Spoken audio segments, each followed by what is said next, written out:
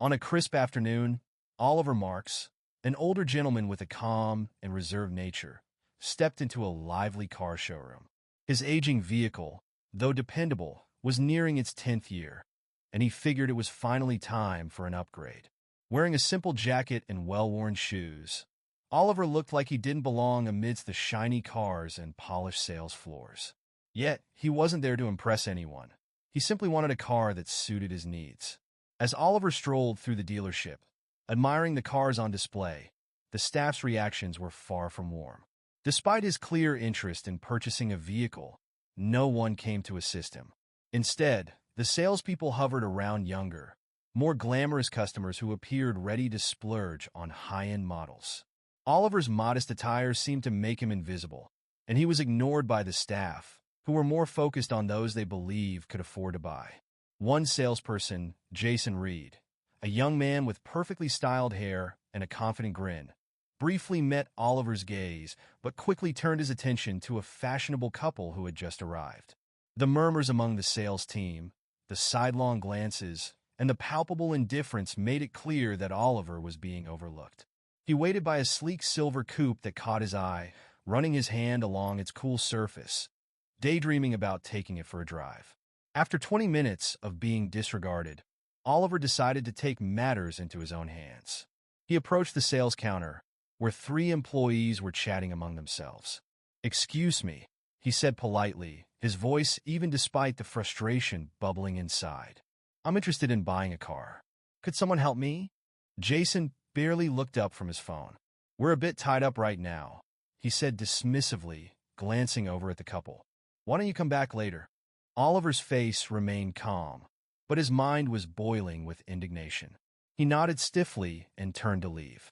As he walked out, he overheard a snide comment from one of the staff, followed by a laugh. "Another one of those tire kickers," the voice sneered. What they didn't know was that Oliver Marks wasn't just any customer. He had spent decades building a considerable fortune through smart investments and strategic business moves, choosing to live modestly and focus on things of true value. The humiliation he had experienced that day wasn't something he would easily forget. As he drove off in his old car, a plan began to form in his mind. That night, Oliver made a series of calls to his connections in the business world. By morning, he had secured the necessary agreements and financing to take over the entire car dealership. The following day, Oliver returned to the showroom, but this time he wasn't there to shop. After the previous night's flurry of calls and negotiations, Oliver now owned the dealership. As he stepped through the doors, the same staff who had ignored him the day before were present, completely unaware of the major change that had taken place overnight. Oliver was dressed just as simply. His worn jacket and shoes gave no indication of the shift in power that had occurred. He walked in with quiet determination, but this time, there was a new spark in his eyes. The general manager, a middle-aged man named Walter Howard, noticed him immediately. Without knowing why he had returned, Walter approached with a forced smile. "Good morning, sir," Walter said, his tone polite but tinged with insincerity. "How can we assist you today?"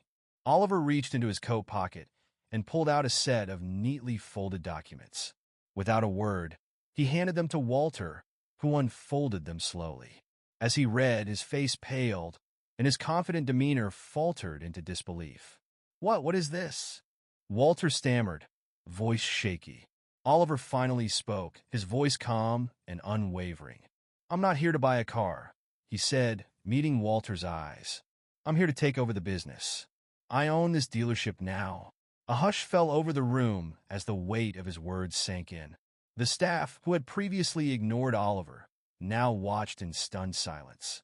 Walter, still holding the papers, stared at him, wide-eyed.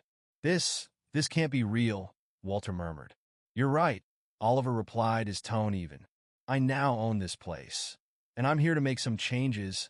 The staff exchanged uneasy glances, unsure of how to respond.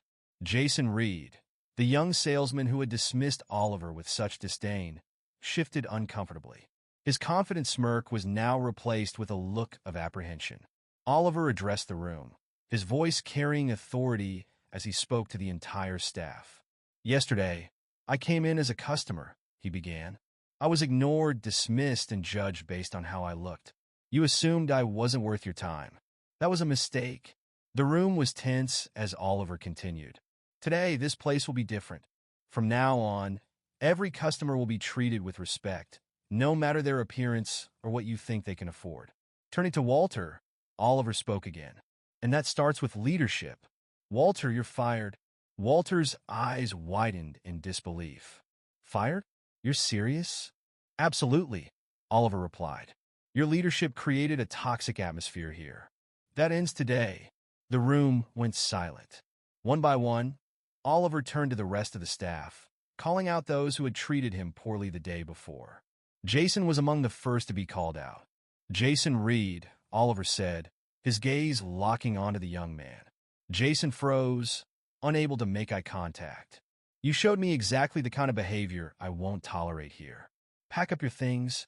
Jason opened his mouth to protest, but couldn't find the words. With his head hung low, he walked to the back to gather his belongings. As Jason left, Oliver continued assessing the staff. Those who had mocked or ignored him were dismissed or given stern warnings. Oliver wasn't firing people for revenge. He was shaping a team that would reflect his core values: respect, integrity, and kindness. There was one person who stood out among the rest, a young woman named Sophie Adams.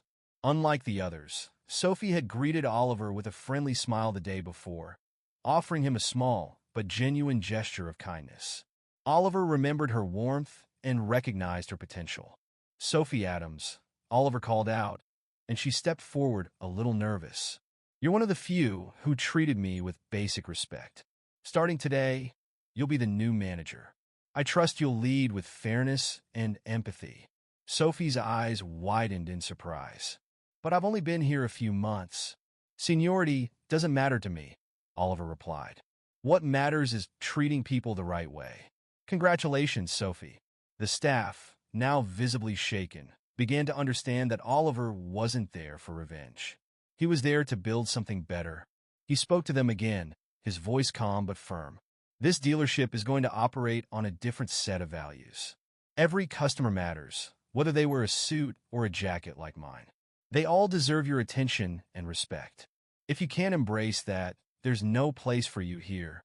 By the end of the day, half the staff had been let go. Those who remained were given clear guidelines on how the dealership would operate moving forward. Oliver didn't waste time bringing in new staff. He hired those who shared his vision of respect and fairness. The transformation was swift. Word quickly spread about the new ownership and the changes at the dealership. Customers immediately noticed the difference. Where arrogance had once reigned, a warm and professional atmosphere now thrived. Within weeks, business improved, and the dealership's reputation soared. People came not just for cars, but for the exceptional service that had become the dealership's trademark. Oliver, however, remained humble, never seeking attention or accolades. For him, the goal wasn't to get back at those who had mistreated him. It was to create a place where everyone, staff and customer alike, felt valued. One day, as Oliver walked through the showroom, now buzzing with activity, Sophie approached him. Mr. Marks, she said shyly, I just want to thank you for believing in me. Oliver smiled kindly. You earned it, Sophie. I just saw what was already there. Keep treating people with respect. That's what matters.